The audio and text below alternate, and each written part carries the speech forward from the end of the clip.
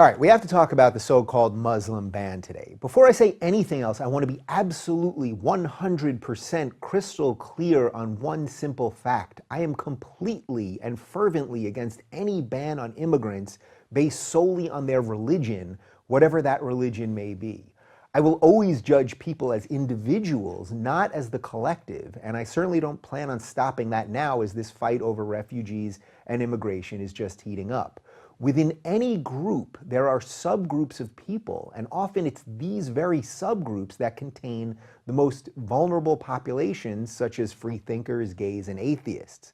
So just so the trolls get it absolutely right, I, Dave Rubin, am 100% against any blanket ban which targets all Muslim people, and I would feel exactly the same way if it was targeting any other religion. Okay. So we know that this refugee issue is one of the topics where no matter what anyone says, and definitely in my case, I'm going to get hate from both the extreme left and the extreme right. Actually, the more hate that I get from both sides, the more I realize that I'm doing the right thing because nuance, honesty, and logic are completely lost on those who stay on the dogmatic fringes. So before I share my thoughts, I thought it would be important that we actually separate some fact from fiction and discuss what's actually in Trump's executive order. I've got the whole text of the order right here, and yeah, I actually read the whole thing, unlike most of the people screaming about it online. Okay, so despite what the hashtag on Twitter might tell you, this is not a Muslim ban. First off, the word Muslim isn't in the text of the order, not even once, and you'd think that if you were exclusively trying to ban people of one religion from entering the country, you'd have to cite which religion you're talking about.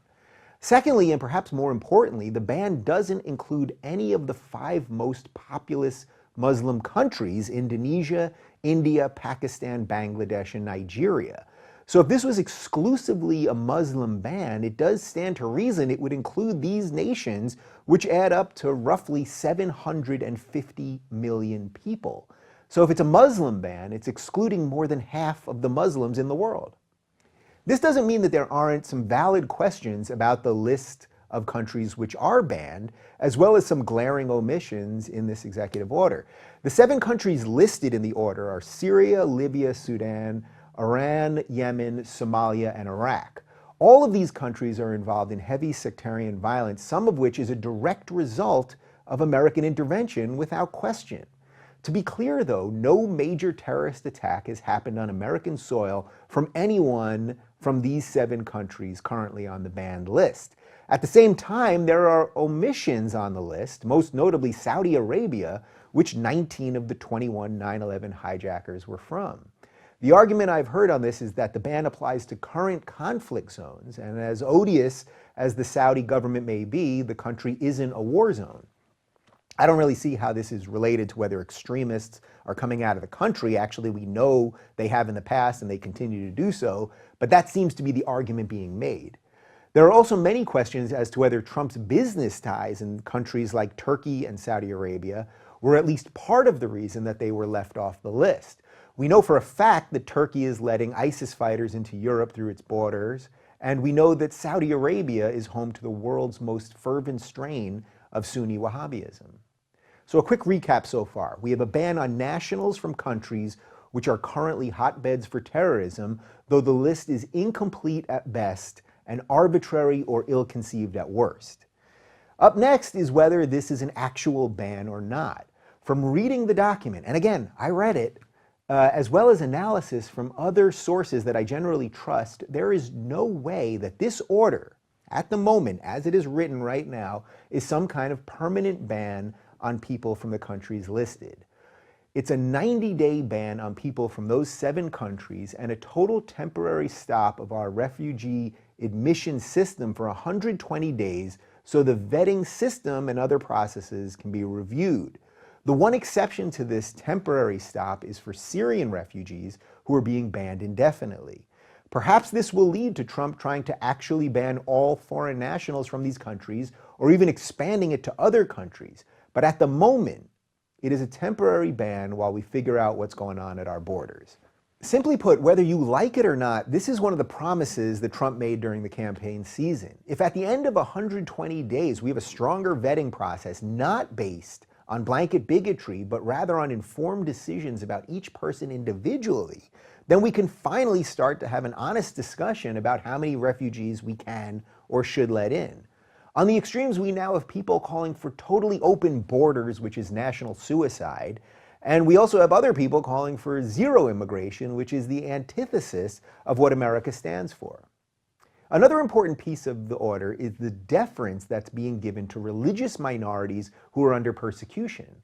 I find the anger against this quite confusing. The left is supposed to be for minorities, but in this case, giving priority to Yazidis, Kurds, Christians, and others who are being wiped out as we speak is somehow being flipped as if this is supposedly anti-Muslim.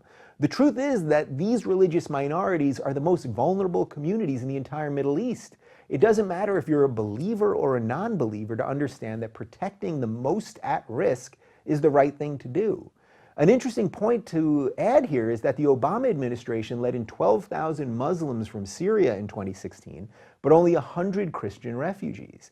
I don't know the reasoning behind this policy, but where was the outrage when Obama left Christians behind if this current outrage is really about protecting minorities who are in harm's way?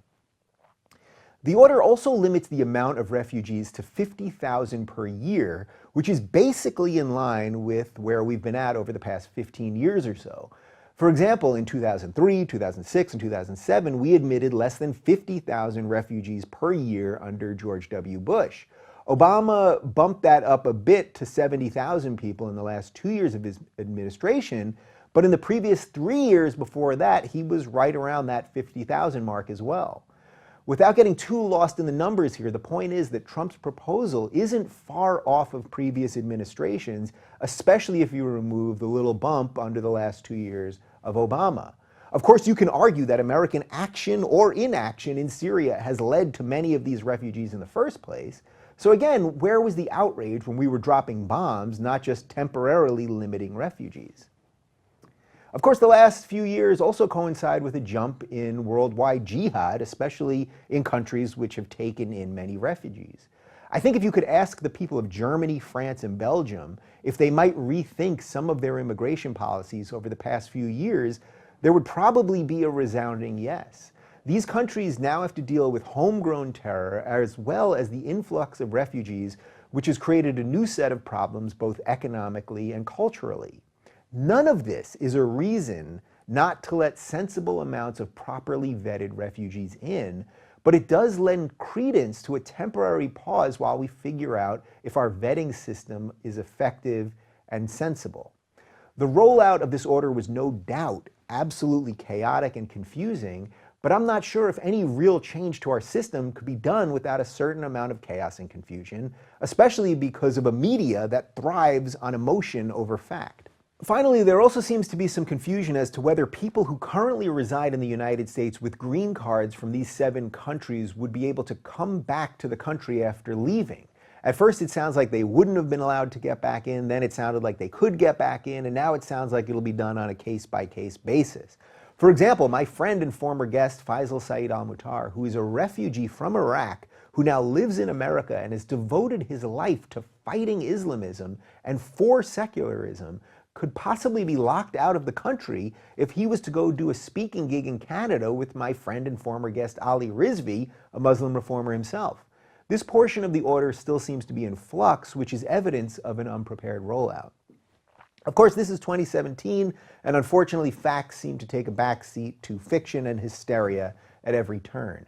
So some protesters are protesting without really knowing what's going on at all. New York Senator Chuck Schumer is crying and talking about a Muslim ban when he must know full well that that isn't what this is.